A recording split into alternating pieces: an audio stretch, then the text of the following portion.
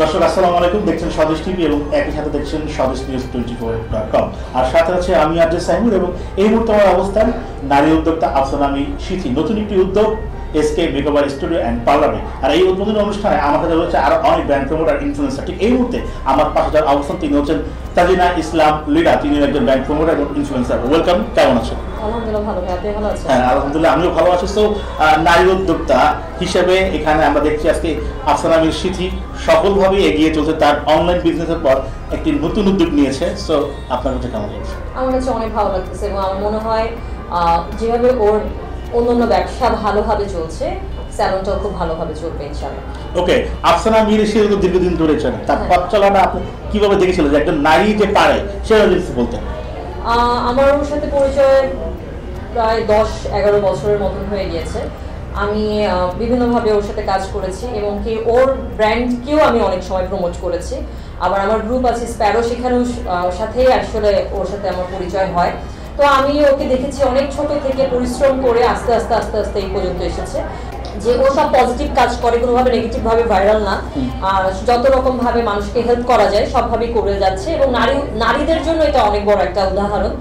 ওকে দেখে আরো 10টা মেয়ে শিখবে বা ইন্সপায়ার হবে যে হ্যাঁ সেও যেন কিছু করতে পারে, এটা খুবই ভালো লাগছে। ওকে, পাশাপাশি আপনিও তো একজন যেহেতু ইনফ্লুয়েন্সার প্লাস ব্র্যান্ড প্রমোটার, আপনার যাত্রাটা কি করে শুরু হয়েছিল? প্রথমত আমি স্প্যারো গ্রুপ আমার সেটা দিয়ে স্টার্ট করি। তো আমি তো ফার্স্টে গ্রুপিং করতাম, এটা সম্পূর্ণ ইনফ্লুয়েন্স করে যে আপনি প্রমোট করেন আমাদের জিনিসটাকে, আপনি যখন তুলে ধরবেন তখন আরো 10টা মানুষ দেখবে। তো সেটা শুরু হয় সেই প্রায় 2016 সাল থেকে। তাই হতে চায় অনেকে, কিন্তু তারা শুরু করে আবার এই যে পিছলে যায় বা ঝরে যায়, এর পিছনে মানে যে কি কারণ মনে হয়? আমি তো বিভিন্ন নারী উদ্যোক্তাদের গ্রুপে যাই, শিডিউলের সব প্রোগ্রামে থাকা হয়, এর পাশাপাশি অন্যান্য অনেক নারী উদ্যোক্তাদের গ্রুপে। তো একজন নারী তো পারে, তো আপনারা একটু বলে দেন যারা করতে চায় তারা আসলে কিভাবে শুরু করতে পারে? প্রথমত সাহস থাকা লাগবে, কারণ অনেকেই আছে ভয় পায়।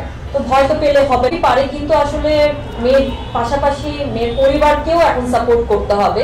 যে ফ্যামিলিটা বেশি সাপোর্টিভ আমি দেখেছি সেই ফ্যামিলির মেয়েরা বেশি ভালোভাবে নিজেদের কাজকে ভালোভাবে প্রকাশ করতে পেরেছে। তো যেমন সেথির বেলায় ওর বাসা থেকে একটা পজিটিভ ভাবমূর্তি ছিল, তো এই জন্য অনলাইনেও খুব সুন্দরভাবে কাজ করে যেতে পেরেছে। আমার ক্ষেত্রেও সেম, এই কাজটা না হলে আসলে মেয়েদের জন্য একটু সমস্যা হয়ে থাকে, কিন্তু শুরু তো করতেই হবে, ফ্যামিলিকে বুঝাতে হবে যেন মানে তারা কোনো রকম ভাবে বাধা না দেয় কাজের প্রতি। আবার অনেকেই ভাবে যে অনলাইনে কাজ করতেছে হয়তো বা ভালো কিছু না বা ইত্যাদি ইত্যাদি, অনেকেই থাকে ব্যাকডেটেড।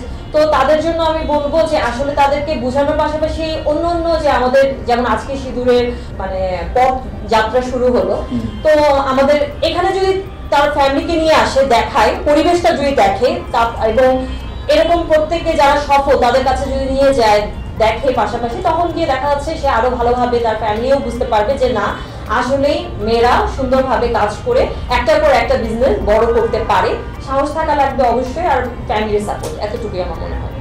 ওকে, সো আপনি তো দীর্ঘদিন ধরে নিজে একজন উদ্যোক্তায় সফল, কারণ পাশাপাশি যেহেতু আপনার গ্রুপ আছে অনেক নারীরা আপনার মাধ্যমে গ্রুপের মাধ্যমে হয়েছে। তো কেউ যদি নতুন করে শুরু করতে চায়, লাইক অনেক স্টুডেন্ট আছে, অনেকে গৃহিণী, তারা কিন্তু সেই সময়টাতে হয়ে আসে না, তারা মানে একদম স্বল্পভাবে কিভাবে স্টার্ট করতে পারে, কিভাবে মানে অনলাইনে কিছু করতে চায়?